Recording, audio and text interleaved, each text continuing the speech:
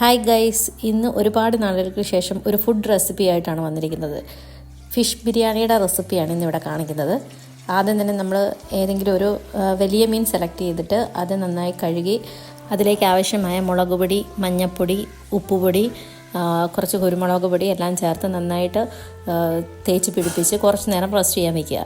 അതിനുശേഷം ആ മീനൊന്ന് വറുത്തെടുക്കുക. ഒരുപാട് വേവിക്കേണ്ട, ജസ്റ്റ് ഒന്ന് ഹാഫ് ബോയിൽഡായിട്ട് എടുത്താൽ മതി. അതിനുശേഷം ആവശ്യത്തിനുള്ള സവോള അരിഞ്ഞ് തയ്യാറാക്കി വെക്കുക. ഇഞ്ചി വെളുത്തുള്ളി പേസ്റ്റ്, മല്ലിയില പുതിനയില എല്ലാം റെഡിയാക്കി വയ്ക്കുക. അതിനുശേഷം എണ്ണയിലേക്കിട്ട് കുറച്ച് സവോള വറുത്ത് കോരുക.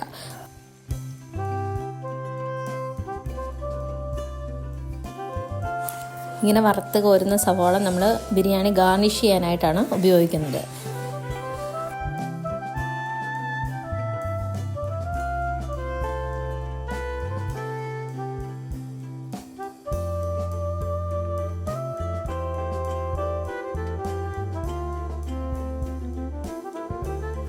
അടുത്തതായി ബിരിയാണിക്ക് ആവശ്യമായ നട്ട്സ്, കിസ്മിസൊക്കെ വറുത്ത് കോരുകയാണ് ചെയ്യുന്നത്.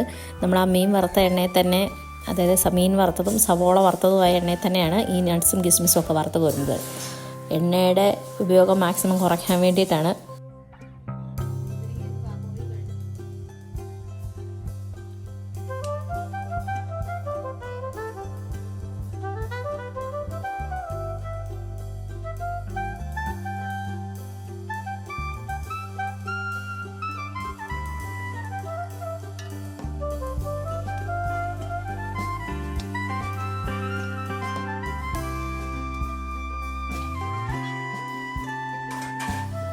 അടുത്തതായി നമ്മൾ ഗ്രേവിക്ക് ആവശ്യമായിട്ടുള്ള സവോള വഴറ്റിയെടുക്കാൻ പോവുകയാണ്.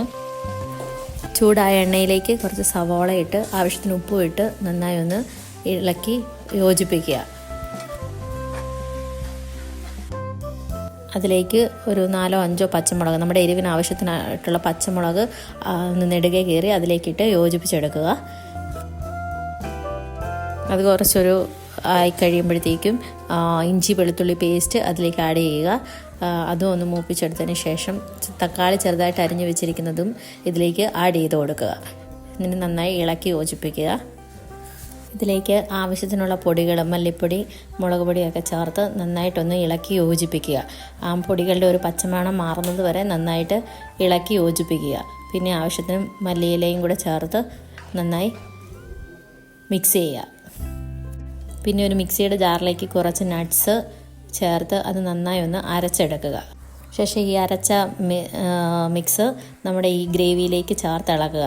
ഇത് ഗ്രേവിക്ക് നല്ലൊരു ടേസ്റ്റ് ഉണ്ടാകാനായിട്ട് വളരെ ഹെൽപ്പ് ചെയ്യുന്നതാണ്. അമ്മ പറഞ്ഞു തന്നൊരു ചെറിയ ടിപ്പാണ്. പിന്നെ അതിന് ശേഷം കുറച്ച് തൈര് ഇതിലേക്ക് ആഡ് ചെയ്യുക. കുറച്ച് വെള്ളവും കൂടി, ഗ്രേവി ഒന്ന് നീട്ടാനായിട്ട് കുറച്ച് വെള്ളവും കൂടി ആഡ് ചെയ്ത് നന്നായി ഒന്ന് ഇളക്കി യോജിപ്പിക്കുക.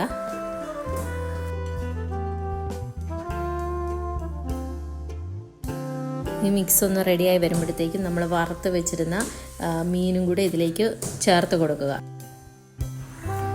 അടുത്ത റൈസിൻ്റെ കാര്യങ്ങളാണ് ചെയ്യുന്നത്. നമ്മൾ കൈമ റൈസാണ് എടുത്തിരിക്കുന്നത്. അത് നന്നായിട്ട് കഴുകി 1/2 മണിക്കൂർ വെള്ളത്തിലിട്ട് ഒന്ന് കുതിരാൻ വെച്ചിരുന്നു. അതിനുശേഷം കറുവാപ്പട്ട, ഗ്രാമ്പൂ, ഏലക്ക, കുരുമുളക് ഇതൊക്കെ ഇട്ട് വെള്ളത്തിൽ ഇട്ടാണ് നമ്മൾ അരി വേവിച്ചെടുക്കുന്നത്. അരി അധികം വെന്ത് പോകരുത്, ഒരു കുറച്ച് വേവ് ഇട്ടിട്ട് വേണം നമുക്ക് എടുക്കാൻ. അതിന് ദം ചെയ്യുമ്പം ആവിയിലിരുന്ന് കുറച്ചും കൂടെ വേവാൻ ചാൻസ് ഉണ്ട്. അതുകൊണ്ട് ഒരുപാട് അങ്ങ് വേവിച്ചെടുക്കരുത്, അത് പിന്നെ അളിഞ്ഞു പോകാനുള്ള ചാൻസ് ഉണ്ട്. അതിനുശേഷം നമ്മൾ ഗാർണിഷ് ചെയ്യുന്നത് പല ലെയറുകളായിട്ടാണ്. ഒരു പാത്രത്തിൽ നെയ്യ് ഒഴിച്ച് അതിലേക്ക് കുറച്ച് റൈസ് ആഡ് ചെയ്തു. അതിന് മുകളിലേക്ക് നമ്മൾ നട്ട്സ്, കിസ്മിസ്, നമ്മുടെ കറി റെഡിയാക്കി വെച്ചിരിക്കുന്ന ഗ്രേവി, മല്ലിയില, പുതിനയില ഇതെല്ലാം ആഡ് ചെയ്ത് വറുത്ത് വെച്ച സവോള ഇതെല്ലാം ആഡ് ചെയ്ത് ഒരു ലെയർ ചെയ്യുന്നു. അതിന് മുകളിലേക്ക് പിന്നെ അടുത്ത ലെയർ ചോറിടുന്നു. അതിന് മുകളിലേക്കും ഇതേപോലെ തന്നെ പല ലെയറുകളായിട്ട് നമ്മളത് മിക്സ് ചെയ്ത് വെക്കുന്നു. കുറച്ച് നേരം ആവി കയറാൻ വയ്ക്കുന്നു. അതിനുശേഷം നന്നായിട്ട് ഇളക്കിയെടുക്കണം. ഇളക്കി ഇത് ഗ്രേവി എല്ലായിടത്തും എത്തുന്ന പോലെ ഇളക്കിയെടുക്കുമ്പോഴാണ് അന്ന് ശരിക്കും അതിൻ്റെ ഒരു ടേസ്റ്റ് കിട്ടുന്നത്. നെയ്യും അത്യാവശ്യം ആഡ് ചെയ്യണം. അപ്പോൾ ആ ഒരു ഫ്ലേവറും കൂടി ആകുമ്പം ബിരിയാണിക്ക് നല്ലൊരു ടേസ്റ്റും മണവും ഒക്കെ ആവും. ബിരിയാണി കുട്ടായിക്കും കുട്ടപ്പായ്ക്കും എല്ലാം അത്യാവശ്യം നന്നായിട്ട് ഇഷ്ടപ്പെട്ടു. രണ്ടുപേരും നന്നായിട്ട് കഴിക്കുകയൊക്കെ ചെയ്തു. ഞങ്ങൾക്ക് എല്ലാവർക്കും ഇഷ്ടപ്പെട്ടു. എല്ലാവരും ഒരു തവണയെങ്കിലും ഒന്ന് ട്രൈ ചെയ്ത് നോക്കണേ, എന്നിട്ട് അഭിപ്രായം പറയണേ. Thank you.